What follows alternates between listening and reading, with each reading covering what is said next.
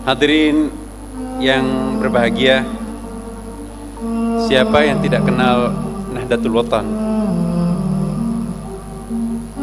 Paling tidak ada 5 hal pokok yang menurut studi kami yang sangat penting, yang merupakan unsur distintif, unsur pembeda antara Nahdlatul Watan dengan perguruan atau lembaga-lembaga yang lain. Yang pertama adalah Nahdlatul Watan wabil khusus di bawah pimpinan Al-Alamah Almarhum Al-Maghfurlah Tuan Guru Kiai Haji Muhammad Zainuddin Abdul Majid.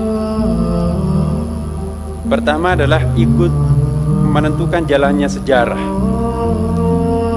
Seperti kita tahu bahwa beliau diberikan kehidupan atau beliau dipanjangkan umur untuk ukuran kita di Indonesia itu 102 tahun, itu luar biasa.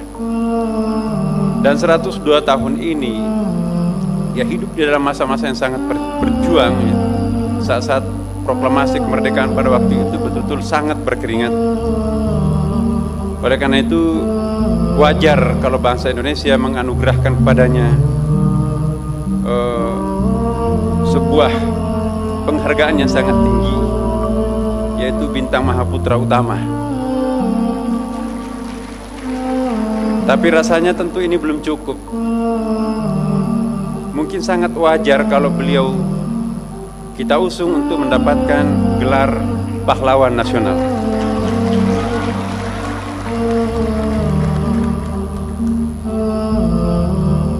Mau dilihat dari sudut pandang apapun, 900 lembaga yang bernaung di bawah sentuhan awalnya. Kemudian sudah 77 tahun, bukannya perjalanannya stabil, tapi malah semakin meningkat. Kemudian juga secara pribadi juga sangat produktif. Kita kenal beliau mewariskan sebuah buku yang sangat monumental untuk kita semua sesungguhnya. Sayang sekali ini belum diterbitkan lebih meluas ya. Yaitu Wasiat Renungan Masa yang ratusan bait di dalamnya. Jadi almarhum Al-Maghfurlah ini selain dikenal sebagai mubalik, pejuang, beliau juga adalah seorang seniman. Jarang sekali ulama yang mampu memiliki kepribadian tersendiri di samping sebagai ulama tapi juga adalah seorang seniman. Lagu-lagu yang dilantunkan tadi ini adalah hasil ujung pena beliau. Dan itu satu bukti bahwa seni tidak mesti harus kita berhadap-hadapkan atau mempertentangkannya dengan Islam. Seperti kata Imam Al-Ghazali bahwa orang yang tidak memiliki rasa seni dikhawatirkan hatinya gersang. Ya. Bapak Ibu sekalian, yang kedua adalah toleransi dengan nilai-nilai lokal.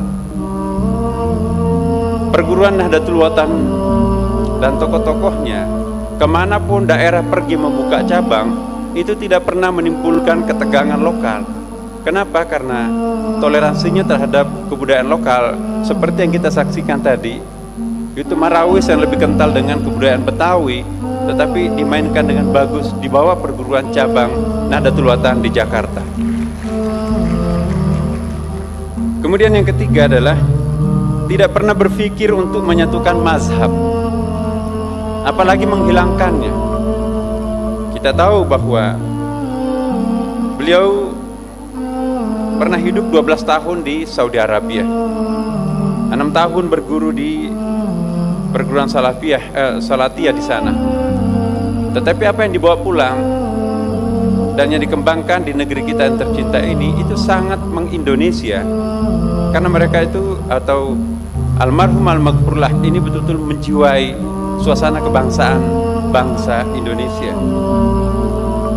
Yang ketiga adalah yang keempat adalah menampilkan Islam yang berkeindonesiaan. Karena itu dia diterima di seluruh pihak, di semua lembaga atau di semua lapisan masyarakat. Selama kita mengembangkan Islam yang berkeindonesiaan, pasti akan terbuka lebar. Di daerah manapun juga kita buka cabangnya.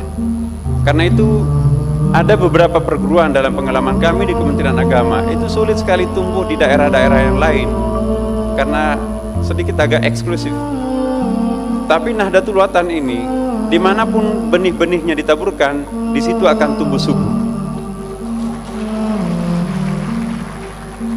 Kemudian garis politik Nahdlatul Watan dan terutama Al-Alamah juga menggariskan bahwa beliau dalam sejarah hidupnya kita kenal pikiran politiknya adalah tawakuf tapi tidak kritis.